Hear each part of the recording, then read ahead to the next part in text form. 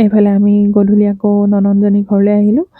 চাহ দিছে তাই, কাৰণ বিহুত মাত এষাৰ নলগালে তাই বেয়া পাব ন, সেইকাৰণে অকণমান সময়ৰ কাৰণে তাই ঘৰলৈ আহিলোঁ। আহি কিনে আকৌ এই ভতিজাজনী চাওকচোন, ইমান ধুনীয়া ধুনীয়া আৰ্ট কৰিছে তাই, সেই অকণমানিজনীয়ে।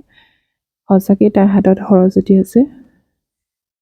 ইমান ধুনীয়া ধুনীয়া এইবিলাক বনাইছে চাওকচোন, কি ধুনীয়া ধুনীয়া। এইবিলাক তাই নিজেই কৰিছে, ধুনীয়া ধুনীয়া। আৰু চাব দেই, ইমান ধুনীয়া ধুনীয়া আছে। এইটো হাৰ্ট শ্বেপ, চাওকচোন কিমান ধুনীয়া ধুনীয়া কাৰ্টুনবিলাক আঁকিছে, দেখিয়ে ভাল লাগি গৈছে। সঁচাই সৰস্বতী আছে দেই ছোৱালীজনীৰ হাতত। এয়া কিণ্ডাৰ জয় আঁকিছে। মই আপোনালোকক নেদেখাই নোৱাৰিলোঁ, ইমান ধুনীয়া তাইৰ হাতখন, ইমান ধুনীয়া। সঁচাকেই সৰস্বতী আছে তাইৰ হাতত। আৰু মেহেন্দিও বহুত ধুনীয়া আঁকে, সেয়া দেখিছেনে, কাৰ্টুনবিলাক কেনেকৈ আঁকিছে। ভগৱানে সকলোকে এনেদৰে বিদ্যাবিলাক নিদিয়ে।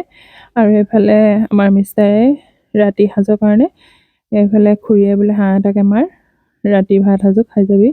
এইফালে হাঁহ চাহ গুচাই মেলি পুৰি মেলি, এইফালে আকৌ তাই বোলে বমা মোক, মই তোমাক মেহেন্দি আঁকি দিয়া বুলি, মেহেন্দি আঁকি আছে চোৱা, কিমান ধুনীয়াকৈ আঁকিছে।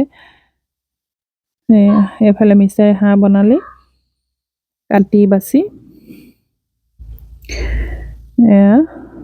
আমাৰ বনাই খুব ভাল পায়, য'তেই নাযাওক তেওঁ মই বনাম দিয়া বুলি আগবাঢ়ি লয়। সেইফালে বৌয়েকে বনাবলৈ লৈ আছিলে, কাঢ়ি মেলি তেওঁ বনালে। এইফালে আকৌ খাবলৈ হৈ গ'ল, আমি খাই মেলি আজৰি হ'লোঁ। এইফালে আকৌ ককায়েক ভায়েকৰ নাচ দেখোঁ। আজিলৈ ভিডিঅ'টো ইমানেই।